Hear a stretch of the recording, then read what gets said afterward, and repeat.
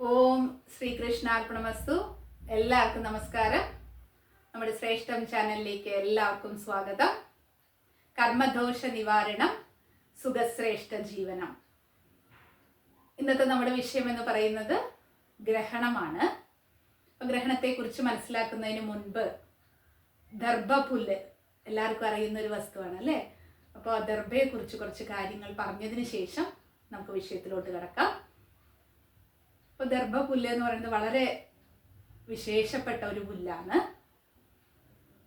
നമ്മൾ ധാരാളം അത് കണ്ടുവരാറുമുണ്ട്. നമ്മൾ വെള്ളം ഒഴിച്ചു കൊടുത്തില്ലെങ്കിലും കൂടെ നന്നായിട്ട് വളരുന്ന ഒരു പുല്ലാണത്. പക്ഷെ ശുദ്ധമായിട്ടുള്ള സ്ഥലത്തെ ഇത് വളരുള്ളൂ എന്നുള്ളത് കൂടെയുണ്ട്. പ്രപഞ്ച ശക്തി ആഗിരണം ചെയ്യാനായിട്ട് ഈ ദർഭപുല്ലിന് സാധിക്കുമെന്നുള്ളതാണ് ആചാര്യമതം. നല്ല കാര്യങ്ങൾക്ക്, ശുഭകാര്യങ്ങൾക്കും അശുഭകാര്യങ്ങൾക്കും ദർഭ ഉപയോഗിക്കുമെന്നുള്ളതാണ്. ഇപ്പൊ ശുഭകാര്യങ്ങൾക്കാണ് ദർഭ ഉപയോഗിക്കുന്നതെങ്കിൽ 2 എണ്ണമാണ് ഉപയോഗിക്കുക. അശുഭകാര്യങ്ങൾക്ക് 1. പിതൃകർമ്മങ്ങൾക്ക് ദർഭ ഉപയോഗിക്കാറുണ്ട്, അത് 5 എണ്ണമാണ് ഉപയോഗിക്കേണ്ടത്. ശാന്തി മുഹൂർത്തങ്ങൾക്ക് 7 ദർഭപുല്ലാണ് ഉപയോഗിക്കേണ്ടത്. ഇനി അതിൻ്റെ ടിപ്പ് എന്ന് പറയാം, ടിപ്പ് ഉണ്ട് അല്ലേ. അപ്പൊ ദേവകാര്യങ്ങൾക്കാണ് ഈ ഇത് ഉപയോഗിക്കണമെങ്കിൽ, ഈ പുല്ല് ഉപയോഗിക്കുന്നത് എങ്കിൽ കിഴക്കോട്ട് നോക്കിയിട്ടാണ് അതിൻ്റെ എൻഡ് വരേണ്ടത് എന്നുള്ളത്. ആ കൂർത്ത ഭാഗം എന്ന് പറയുന്നത്, ആ എൻഡ് ടിപ്പ് എന്ന് പറയുന്നത് കിഴക്കോട്ട് വെക്കണം എന്നുള്ളതാണ്. പിതൃകാര്യങ്ങൾ ചെയ്യുമ്പോൾ അത് തെക്കോട്ടായിരിക്കണം വെക്കേണ്ടത്. ഇതുപോലെയുള്ള കാര്യങ്ങൾ, കർമ്മങ്ങൾ ചെയ്യുമ്പോൾ ഈ ദർഭ കൊണ്ടുള്ള മോതിരം അണിയാറുണ്ട്. അപ്പം അതിൻ്റെ ശാസ്ത്രീയത എന്താണ്? വലത് കൈയില് മോതിര വിരലാണ് ഈ ദർഭ കൊണ്ടുള്ള മോതിരം അണിയേണ്ടത്. നമ്മൾ ഓൾറെഡി മനസ്സിലാക്കി പ്രപഞ്ചശക്തി ആഗിരണം ചെയ്യാനായിട്ട് ദർഭപുല്ലിന് സാധിക്കുമെന്ന്. ഈ വിരല് എന്ന് പറയുന്ന ആ വിരലിലുള്ള നാഡീവ്യവസ്ഥകൾ തലച്ചോറുമായിട്ട് ബന്ധപ്പെട്ടിരിക്കണമെന്നുള്ളതാണ്. അപ്പം എന്താണ് സംഭവിക്കുന്നത്? ആ പ്രപഞ്ചശക്തി തലച്ചോറിനെ ആക്ടിവേറ്റ് ചെയ്യും എന്നുള്ളതാണ് ഇത്തരം കർമ്മങ്ങളിലൂടെ ചെയ്യുന്നത് എന്നുള്ളത് കൂടെ നമുക്ക് മനസ്സിലാക്കാനായിട്ട് സാധിക്കും. അമാവാസി പോലെയുള്ള, ഗ്രഹണം പോലെയുള്ള സമയത്ത് ഈ ദർഭയ്ക്ക് വീര്യം കൂടുതലാണ്. സൂര്യഗ്രഹണം, ചന്ദ്രഗ്രഹണം സമയത്ത് ഇപ്പോഴും മുത്തശ്ശിമാരുള്ള വീടൊക്കെ ആണെങ്കിൽ എന്ത് ചെയ്യാറുണ്ട്? ഭക്ഷണ സാധനങ്ങളിലെല്ലാം ഈ ദർഭപുല്ല് ഇടാറുണ്ട്. കാരണം എന്താണ്? ആ സമയം പ്രപഞ്ചം മലിനമായിരിക്കുകയാണ്. അപ്പൊ ആ മലിനതയിൽ നിന്ന് നമ്മുടെ ഭക്ഷണ പദാർത്ഥങ്ങൾ വിഷമയമാകാതിരിക്കാനായിട്ട് പ്രൊട്ടക്റ്റ് ചെയ്യാനുള്ള ഒരു പ്രൊട്ടക്ഷൻ ലെയർ ആയിട്ട് ദർഭപുല്ല് ഉപയോഗിച്ചു വരുന്നു എന്നുള്ളതാണ്. ഇനി നമുക്ക് ജ്യോതിഷത്തിലേക്ക് കിടക്കാം. സൂര്യഗ്രഹണം, ചന്ദ്രഗ്രഹണം, അതാണ് ഒരു പിക്ചറായിട്ട് ഇവിടെ കൊടുത്തിരിക്കുന്നത്. അപ്പോൾ സൂര്യഗ്രഹണം എന്ന് പറയുമ്പോഴെന്താണ്? ഗ്രഹണം എപ്പോഴാണ് സംഭവിക്കുന്നത്? സൂര്യനും ചന്ദ്രനും ഭൂമിയും നേർരേഖയിൽ വരുമ്പോഴാണ് ഗ്രഹണം സംഭവിക്കുന്നത്. അപ്പൊ സൂര്യനും ഭൂമിക്കും ഇടയിൽ അമാവാസിയോട് അടുക്കുമ്പോൾ ആ സമയത്ത് എന്ത് സംഭവിക്കുന്നു? ചന്ദ്രൻ വരികയാണ്. സൂര്യനും ഭൂമിക്കും ഇടയിൽ ചന്ദ്രൻ വരുമ്പോൾ സൂര്യഗ്രഹണം ഉണ്ടാവുന്നു. അതേസമയം ചന്ദ്രഗ്രഹണം എന്ന് പറയുമ്പോൾ അവിടെ എന്താ സംഭവിക്കുക? സൂര്യനും ചന്ദ്രനും ഇടയിൽ നേർരേഖയിൽ ഭൂമി സഞ്ചരിക്കുമ്പോഴാണ് ചന്ദ്രഗ്രഹണം ഉണ്ടാവുന്നത് എന്നുള്ളതാണ്. അപ്പൊ സൂര്യന് ഒരു പദമുണ്ട്, ആ സഞ്ചരിക്കുന്ന പാത്തുണ്ട്. ആ പാത്തും അതുപോലെ ചന്ദ്രപദവും ജോയിൻ ചെയ്യുന്ന 2 പോയിന്റ്സ് ഉണ്ട്. അതിനെയാണ് ഇവിടെ എന്ത് പറയുന്നത്? നോർത്ത് നോഡ്, സൗത്ത് നോഡ് എന്ന് പറയുന്നത്. അപ്പൊ ആ 2 പോയിന്റ്സ് ആണ് രാഹു കേതുക്കൾ. അപ്പൊ നോർത്ത് നോഡ് എന്ന് പറയുന്നത് രാഹു, സൗത്ത് നോഡ് എന്ന് പറയുന്നത് കേതുവുമാവുന്നു.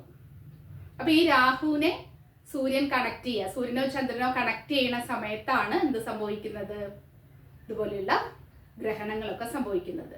അപ്പൊ അതാണ് നമ്മൾ ജ്യോതിഷം എന്നുള്ള വിഷയം ശ്രദ്ധിക്കുമ്പോൾ, നമ്മുടെ ഓരോ ജാതകങ്ങൾ നോക്കുമ്പോൾ വളരെ ശ്രദ്ധിക്കേണ്ട ഒരു കാര്യം എന്ന് പറയുന്നത്, ഈ രാഹു കേതുക്കൾ നമ്മൾ കഴിഞ്ഞ വീഡിയോയിൽ മനസ്സിലാക്കിയിട്ടുണ്ടായിരുന്നു. പാലാഴി മദന കഥയിൽ മനസ്സിലാക്കിയിട്ടുണ്ടായിരുന്നു. രാഹു കേതുക്കളുടെ ശത്രുക്കൾ എന്ന് പറയുന്നത് സൂര്യചന്ദ്രന്മാരാണ്. ഒരിക്കലും എന്ത് സംഭവിക്കരുത്? സൂര്യനോ ചന്ദ്രനോ രാഹുകേതു ബന്ധം വരുന്നത് ജാതകന് നല്ലതല്ല എന്നാണ് നാം മനസ്സിലാക്കേണ്ടത്.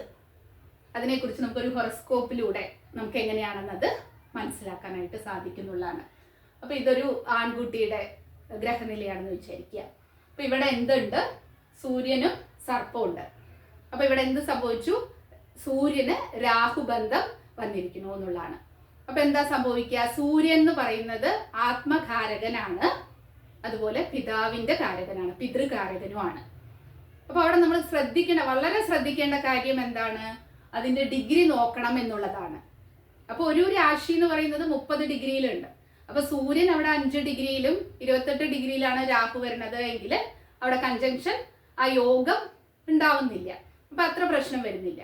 അപ്പൊ 8 ഡിഗ്രിക്കൊക്കെ ഉള്ളിൽ വരുമ്പോഴാണ് അത് തീവ്രമായിട്ട് വരിക എന്ന് പറയുന്നത്. ഇപ്പൊ ചെന്നൈയിലുള്ള ആദിത്യ ഗുരുജി, ജ്യോതിഷത്തിന്റെ അഗ്രഗണ്യൻ തന്നെ അദ്ദേഹത്തെ വിശേഷിപ്പിക്കാം. അദ്ദേഹത്തിന്റെ ബുക്കുകളൊക്കെ വായിക്കുമ്പോൾ നമുക്കിതിനെ കുറിച്ചൊക്കെ വളരെ ശാസ്ത്രീയമായിട്ട് അദ്ദേഹം എഴുതി വെച്ചിട്ടുണ്ട് എന്നുള്ളതാണ്. അപ്പൊ അദ്ദേഹം പറയും, ഒരു സിംഹത്തിന്റെ മുന്നിലേക്ക് ഒരു മാന് വരികയാണ്. അപ്പൊ ആ മാനിന്റെ അവസ്ഥ എന്തായിരിക്കും? അതുപോലെയാണ് ഈ സൂര്യഗ്രഹണ സമയത്ത് രാഹുവിന്റെ മുന്നിൽ എത്തപ്പെടുന്ന സൂര്യന്റെ അവസ്ഥ. അപ്പൊ അങ്ങനെ ജാതകത്തിൽ വരുന്ന സമയത്ത് എന്ത് സംഭവിക്കുകയാണ്? ആത്മബലം കുറയുക, അല്ലെങ്കിൽ പിതാവിന്റെ ഗുണം കുറയുക എന്നുള്ളതാണ്. അപ്പൊ ഈ കുട്ടിയുടെ ജാതക പ്രകാരം നമ്മൾ നോക്കേണ്ടത് ഇങ്ങനെ ഒന്ന് കണ്ടു. അപ്പൊ എന്താ സംഭവിക്കുന്നത്? ഇവിടെയും ശ്രദ്ധിക്കേണ്ട ഒരു കാര്യം എന്താ? 12 ഡിഗ്രിയില് സൂര്യനുണ്ട്, 17 ഡിഗ്രിയില് രാഹു ഉണ്ട്. ഇതിന് ഓപ്പോസിറ്റ് ആയിട്ടാണ് ഡിഗ്രിയിൽ നിൽക്കുന്നത് എങ്കിൽ വലിയ കുഴപ്പമുണ്ടാവില്ല. കാരണം രാഹു എന്ന് പറയുന്നത് റെട്രോഗ്രേഡ് ആണ്. അപ്പോൾ മേടത്തിൽ നിന്ന് മീനത്തിലോട്ടാണ് സഞ്ചരിക്കുന്നത്. അതേസമയം സൂര്യനാണെങ്കിൽ മേടത്തിൽ നിന്ന് ഇടവത്തിലോട്ട് സഞ്ചരിക്കും. അപ്പൊ സൂര്യൻ രാഹുവിന്റെ അടുത്തേക്ക് നീങ്ങിക്കൊണ്ടിരിക്കുകയാണ്, രാഹു സൂര്യന്റെ അടുത്തേക്കും നീങ്ങിക്കൊണ്ടിരിക്കുകയാണ്. അതും വെറും 5 ഡിഗ്രിയുടെ വ്യത്യാസത്തിലാണ്. അപ്പൊ ഇവിടെ കറക്റ്റ് ആയിട്ട് എന്ത് സംഭവിച്ചിട്ടുണ്ട്? സൂര്യനെ വിഴുങ്ങാനായിട്ട് രാഹു റെഡി ആയിട്ട് ഇരിക്കുകയാണ് എന്നർത്ഥം. അപ്പൊ തീർച്ചയായിട്ടും അതിന്റെ അനന്തരഫലം കുട്ടി അനുഭവിച്ചേ മതിയാവൂ എന്നുള്ളതാണ്. പിന്നെ പിതാവിന്റെ കാര്യം, അപ്പൊ ആത്മഫലം എന്ന് പറയുന്നത് വളരെ കുറവായിരിക്കും. ഇനി എന്ന് പറയുന്നത് എന്താണെന്ന് വെച്ചാല് പിതാവിന്റെ കാര്യം നോക്കേണ്ടതാണ്. അപ്പൊ പിതാവിന്റെ കാര്യം എന്ന് പറയുമ്പോൾ അവിടെ ചിങ്ങം രാശി നോക്കണം, ഇവിടെ 9ാം ഭാവം അധിപനെ നോക്കണം. അപ്പൊ 9ാം അധിപനും ഇവിടെ ഗുരു തന്നെയാണ്. അപ്പൊ ഗുരു എന്ന് പറയുന്നത് ചിങ്ങം രാശിയില് നല്ല ഉറ്റമിത്രമാണ്. അപ്പൊ വളരെ ക്ലോസ് ആയിട്ടുള്ള ഒരു ഫ്രണ്ടിന്റെ വീട്ടിലിരിക്കുക എന്ന് പറയുന്നത് വളരെ സുഖമായിട്ടുള്ള ഒരു അനുഭവമാണ് അല്ലെ. ശത്രുക്കളുടെ വീട്ടിലിരിക്കുമ്പോഴാണ് നമുക്ക് അസ്വസ്ഥത ഉണ്ടാവുക. അപ്പൊ ഇവിടെ എന്ന് പറയുന്നത് വളരെ ഇഷ്ടപ്പെട്ട ഒരു വീട്ടിൽ തന്നെയാണ് ഗുരു ഇരിക്കുന്നത്. പക്ഷെ എന്ത് സംഭവിക്കുന്നു? മിഥുനത്തില് ശനിയുണ്ട്, ശനിയുടെ 3ാമത്തെ ദൃഷ്ടി ഇങ്ങോട്ട് വരുന്നു എന്നുള്ളതാണ്. അപ്പൊ 3ാമത്തെ ദൃഷ്ടി ഇവിടെ വരുന്നു, 9ാമത്തെ ദൃഷ്ടി ഇങ്ങോട്ടും വരുന്നു. അപ്പൊ ഇത് 9ാം ഭാവത്തിലേക്ക് വന്നു. അപ്പോൾ ചിങ്ങം എന്നുള്ളതിലെ ശനി ദൃഷ്ടി വരികയാണ്, ഗുരുവിന്റെ പവർ അവിടെ വീക്കാവുകയാണ്. അതേപോലെ തന്നെ 7ാമത്തെ ദൃഷ്ടി ധനുരാശിയിലേക്ക് വരികയും 9ാം ഭാവം എന്ന് പറയുന്നത് മോശമാവുകയും ചെയ്യുന്നു. അപ്പൊ ഇത്രയും ഫാക്ടേഴ്സ് എടുക്കണം, പറയുന്നത് വളരെ ശ്രദ്ധിക്കേണ്ടതാണ്. കാരണം ഒരു വീഡിയോ കണ്ട് ഭയപ്പെടാനുള്ളതല്ല ജ്യോതിഷം എന്ന് പറയുന്നത്. വെറുതെ ഒരു സൂര്യനും രാഹു മാത്രം ഒരു ബോക്സിൽ നിൽക്കുന്നു, പിതാവിന് പ്രശ്നം വരുമെന്ന് ചിന്തിക്കേണ്ട കാര്യമില്ല. അങ്ങനെ ജ്യോതിഷം നമ്മൾ മനസ്സിലാക്കണം എന്നുണ്ടെങ്കിൽ അതിൻ്റെ എല്ലാ ഫാക്ടേഴ്സും മനസ്സിലാക്കിയിട്ട് മുന്നോട്ട് പോവുക, അല്ലെങ്കിൽ ഇതില് ബന്ധമില്ലാതിരിക്കുക, ഇതാണ് നല്ലത്. അല്ലാതെ കുറച്ച് അല്പം അറിവ് കൊണ്ട് ഭയപ്പെട്ട് ജീവിക്കേണ്ട ആവശ്യമില്ല. അതിനുള്ളൊരു ശാസ്ത്രവും അല്ല എന്നുള്ളതാണ്. അങ്ങനെ ഈ എല്ലാ ഭാവങ്ങളും മോശമാണ്. അപ്പോൾ അങ്ങനെയൊക്കെ വരുമ്പോഴാണ് ഈ കുട്ടിക്ക് എന്ത് സംഭവിക്കുന്നത്? പിതാവിന്റെ ഗുണം ലഭിക്കാതെ വരിക. അപ്പൊ ഇതിനൊരു പോംവഴി എന്ന് പറയുന്നത്, പിതാവ് ഇപ്പോൾ വിദേശത്താണ്, ഇയർലി വൺസ് മാത്രമാണ് കാണുന്നത്, ഒരു മാസം മാത്രമൊക്കെ ആണെങ്കിൽ വലിയ കുഴപ്പമില്ലാതെ പോകും. അങ്ങനെയൊക്കെയാണ് അതിൽ പോസിറ്റീവായിട്ട് ചിന്തിക്കാനുള്ളൂ എന്നുള്ളതാണ്. കാരണം ചിങ്ങം രാശിക്ക് പ്രശ്നം വന്നു, 9ാം ഭാവം ഭാവാധിപനും ശനിയുടെ ദൃഷ്ടി വന്നു എന്നുള്ളത് കൊണ്ടാണ് ഈ ഒരു ഫസ്റ്റ് ജാതകത്തിൽ നിന്ന് നമുക്ക് മനസ്സിലാക്കാനായിട്ട് ഉള്ളത്. അപ്പോൾ ഒരിക്കലും എന്ത് ചെയ്യരുത്? സൂര്യന് രാഹുബന്ധം കേതുബന്ധം ഒന്നും നല്ലതല്ല എന്നുള്ളതാണ്. അതേപോലെ തന്നെയാണ് 2ാമത്തെ ജാതകം ചന്ദ്രന്റെ കാര്യത്തിൽ എടുക്കുകയാണെങ്കിലും ഇതൊരു പെൺകുട്ടിയുടെ ജാതകമാണ്. അപ്പൊ ഇവിടെ എന്ന് പറയുന്നത് ചന്ദ്രനും രാഹുവുമായിട്ടുള്ള ബന്ധമാണ്. അപ്പൊ ഇവിടെയും ഡിഗ്രി നോക്കേണ്ടതാണ്. 10, 17, ഡിഗ്രിയിലാണ്. അപ്പോൾ 7 ഡിഗ്രിയാണ്. ഒരു 8 ഡിഗ്രിക്കുള്ളിൽ ആവുമ്പോഴാണ് കറക്റ്റായിട്ട് പ്രശ്നം വരിക. കാരണം എന്താണെന്ന് വെച്ചാൽ ഇവിടെയും എന്ത് സംഭവിക്കുന്നു, ചന്ദ്രൻ 10 ഡിഗ്രിയിലുണ്ട്, രാഹു എന്ന് പറയുന്നത് 17 ഡിഗ്രിയിലുമാണ്. അപ്പോൾ ഒരു 7 ഡിഗ്രിയുടെ വ്യത്യാസമാണുള്ളത്. അപ്പോൾ കുംഭലഗ്നാണ്. അപ്പോൾ കുംഭലഗ്നത്തിന്റെ 4-ാം ഭാവം എന്ന് പറയുന്നത് അവിടെ ആരുണ്ട്, കേതു ഉണ്ട്. അപ്പോൾ ആ 4-ാം ഭാവത്തിനും അല്പം പ്രശ്നമായിട്ട് വന്നു എന്നുള്ളത്. അപ്പോൾ ഇവിടെ ഈ കുട്ടി ശ്രദ്ധിക്കേണ്ട കാര്യം എന്ന് പറയുന്നത്, ഇവിടെ ഓട്ടോമാറ്റിക്കായിട്ട് നമുക്ക് ശ്രദ്ധയിൽ വരും, ചന്ദ്രൻ ഇവിടെ ശക്തി കുറവുള്ള ഒരു സ്ഥലം കൂടെയാണ്. വൃശ്ചിക രാശി എന്ന് പറയുന്നത് ചന്ദ്രന് ശക്തി കുറവാണ്. അപ്പൊ മാതാവിനോ മനസ്സിനോ വിഷമം ഇതുപോലെയുള്ള ജാതകങ്ങൾ അനുഭവിക്കേണ്ടി വരും എന്നുള്ളതാണ്. തീർച്ചയായിട്ടും രാഹു കേതു ബന്ധം സൂര്യനും ചന്ദ്രനും വരാതിരിക്കുന്നതാണ് ഏറ്റവും ഉത്തമം.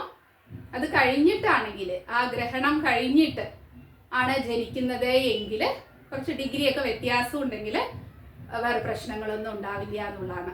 ഇതാണ് ഗ്രഹണത്തെക്കുറിച്ച് പ്രധാനമായിട്ട്. ഈ രാഹു കേതുക്കള് പ്രകാശഗ്രഹങ്ങളായിട്ടുള്ള സൂര്യചന്ദ്രന്മാരുമായിട്ടുള്ള യോഗമാവുമ്പോൾ ശ്രദ്ധിക്കേണ്ട കാര്യം എന്ന് പറയുന്നത്. ഈ വിഷയം മനസ്സിലായിട്ടുണ്ടാവും എന്ന് വിചാരിക്കുന്നു.